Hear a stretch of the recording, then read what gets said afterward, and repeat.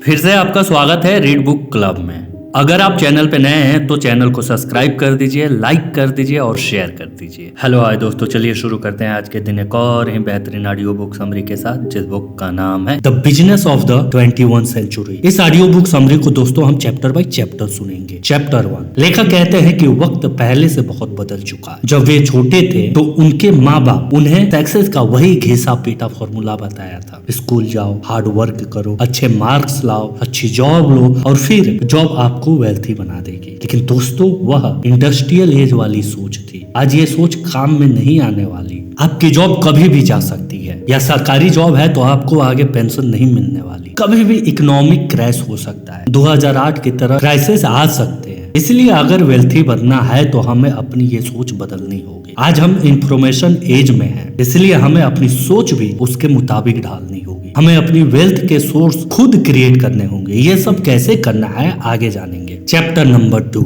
लेखक कहते हैं कि बुरे वक्त में ही एक अच्छा बिजनेसमैन उभर कर आता है। इसलिए इकोनॉमी के खराब होने की चिंता बिल्कुल मत कीजिए। बहुत से लोग तो इसलिए बिजनेसमैन बन जाते हैं क्योंकि उन्हें अच्छी जॉब नहीं मिल पाती, इसलिए वे अपना खुद का ही बिजनेस शुरू कर देते हैं। मंदी तो बिजनेस शुरू करने का बेस्ट टाइम होता है। जैसे बंद पड़े स्टोव सर्दी की अंधेरी रात में जल उठते हैं, वैसे ही मंदी के टाइम लोग अपने अंदर के बिजनेसमैन को जगा कर बहुत अच्छा बिजनेस शुरू कर सकते हैं। जैसे कोरोना के समय कितने लोगों ने मास्क और सैनिटाइजर का बिजनेस शुरू करके करोड़ों कमा लिए थे। इसलिए ये कभी मत सोचिए कि अच्छा टाइम आएगा तभी शुरू करूंगा। चैप्टर नंबर 3, लेखक ने अपनी किताब रिच डैड पुअर डैड में 4 बातें बताए थे। अगर आपने वो किताब अभी तक नहीं सुनी है तो आप हमारे चैनल पे जाकर सुन सकते हैं। तो चारों बातों को हम इस प्रकार समझेंगे। ESBI, पहला E एम्प्लॉय, इसमें जॉब करने वाले लोग आते हैं। दूसरा S सेल्फ एम्प्लॉय, इसमें अपना छोटा बिजनेस करने वाले आते हैं, लेकिन वे खुद अकेले ही उसे मैनेज करते रहते हैं, जैसे दुकानदार। तीसरा B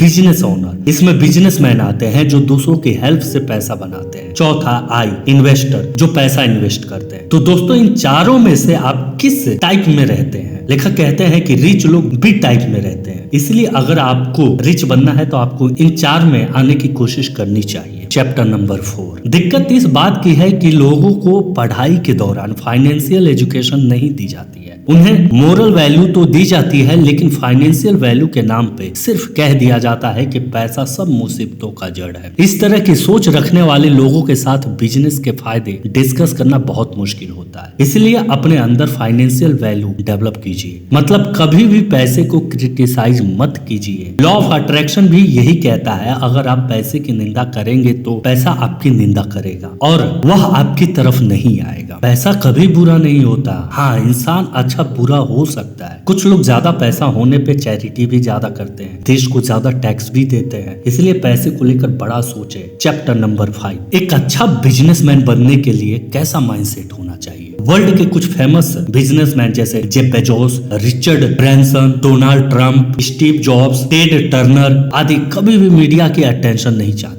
वे शांति से अपना जीवन जीते हैं। वे दिखावे में यकीन नहीं करते हैं। बिजनेसमैन बनने के लिए किसी मैजिक की जरूरत नहीं होती, ना ही एजुकेशन की। कॉलेज की डिग्री लेकर आप सिर्फ डॉक्टर या वकील आदि बन सकते हैं, लेकिन बिजनेसमैन नहीं। बिजनेसमैन बनने के लिए आपको सिर्फ शुरू कर देना काफी होता है। लेखक बताते हैं कि उनके पड़ोस में एक टीनेजर लड़की अपने क्लासमेट को लेकर बेबी सिटिंग का बिजनेस चलाती थी। उसे बिजनेसमैन कहा जाता था। एक लड़का स्कूल के बाद होममेड कुकीज बेचने का बिजनेस शुरू करता है। वह भी बिजनेसमैन का एग्जाम्पल है। बिजनेसमैन इस बात की परवाह नहीं करते हैं कि लोग क्या कहेंगे। लेकिन हमारे देश में करियर भी रिश्तेदारों और पड़ोसियों को ध्यान में रखते हुए चुना जाता है। तभी जॉब की इतनी किल्लत है और बिजनेसमैन की इतनी कमी। चैप्टर नंबर 6, अपनी जिंदगी का कंट्रोल अपने हाथ में लीजिए। बहुत से लोगों ने ये कंट्रोल समाज और बॉस को दे रखा है, लेकिन अपने बॉस खुद बनिए। कुछ भी बिजनेस शुरू करते हैं तो ये बिल्कुल मत सोचिए कि लोग क्या कहेंगे। अगर आप सफल हो गए तो एक दिन इतनी चैरिटी कर सकोगे कि लोग आपका मुंह ताकते रह जाएंगे। लेखक कहते हैं कि हार्ड वर्क किसी को रिच नहीं बनाता। इसलिए हमें स्कूल और कॉलेज में जो सिखाया गया है कि हार्ड वर्क करके ही आप अमीर बन सकते हो, बिल्कुल गलत है। इस सोच को दिमाग से निकाल दीजिए। इसकी जगह स्मार्ट वर्क कीजिए। जितना टाइम कोई अपनी जॉब को देता है, बिजनेस में इतना नहीं देना पड़ता। अगर आप एकदम जॉब नहीं छोड़ सकते तो पार्ट टाइम बिजनेस भी शुरू कर सकते हैं। Chapter number 7। लेखक कहते हैं कि जब उन्होंने बिजनेस की शुरुआत की थी तो बहुत से दिक्कतें आई थी। उन्हें 4-5 साल तक एक भी पैसा नहीं कमाया था। वे हम्बल तरीके से रहते थे, बहुत बार फेलियर का सामना करना पड़ा था, लेकिन ये सब तो इस प्रोसेस का पार्ट है। जैसे साइकिल सीखते वक्त सब गिरते हैं, उसी तरह बिजनेस में फेल होना भी नॉर्मल है, लेकिन फेलियर से सबक लेकर जो जुटा रहा वही एक दिन सक्सेसफुल होता है। रॉबर्ट कियोसाकी ने भी यही किया था। आगे चलकर उन्होंने बहुत से सक्सेसफुल बिजनेस शुरू किए,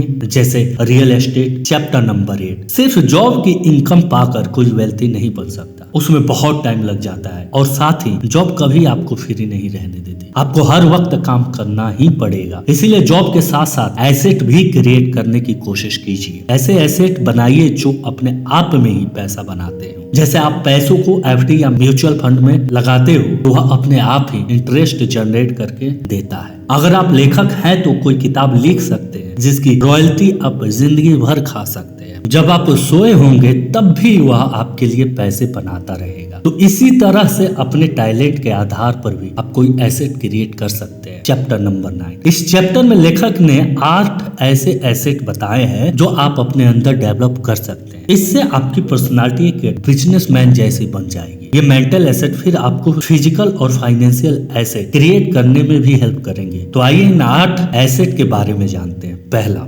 सबसे पहले आपको बिजनेस या फाइनेंस की एजुकेशन लेनी पड़ेगी। यह सब हमें स्कूल और कॉलेज में नहीं सिखाया जाता, लेकिन थैंकफुली ऐसी किताबें मौजूद है जिन्हें पढ़कर हम फाइनेंस के बारे में खुद को एजुकेट कर सकते हैं। जैसे कि आपको इस चैनल पे अनेकों प्रकार की किताबें फाइनेंस पे मिल जाएंगी, आप विजिट करके उसे देख सकते हैं। दूसरा, जब आप ऐसी चीज करते हैं जिसे करके आपको खुशी मिलती है तो आपके आसपास के लोग भी आपकी हेल्प करने लगते हैं, क्योंकि उन्हें आपका इंथुआज्म साफ दिखता है। आप अपनी पर्सनल डेवलपमेंट पर पूरा ध्यान दें, सबसे इज्जत से बात करें और उनकी बातों पे ध्यान दें। हमेशा सबकी हेल्प करें, क्योंकि जैसे बीज बोएंगे वैसा ही फल लगेगा। तीसरा, ऐसे लोगों को दोस्त बनाइए जिनकी सोच आपसे मिलती जुलती हो, जिनके ड्रीम और गोल भी आपके जैसे हो, क्योंकि यही लोग आपकी बात को समझ पाएंगे। इन्हें आपके दुख तकलीफ का भी एहसास होगा और आपको वैल्यूएबल एडवाइस दे पाएंगे। इससे कभी भी ईगो क्लैशेस नहीं होंगे और सब लोग टीम की तरह आगे बढ़ेंगे और जीतेंगे। चौथे, जितने भी रिच लोग हैं उनके पास बहुत स्ट्रॉन्ग नेटवर्क होता है जिसमें बहुत सारे स्किल लोग होते हैं। अमेज़न कंपनी का ही एग्जांपल ले लीजिए। उनके पास कोई प्रोडक्ट नहीं है बल्कि तगड़ा नेटवर्क है। वे तो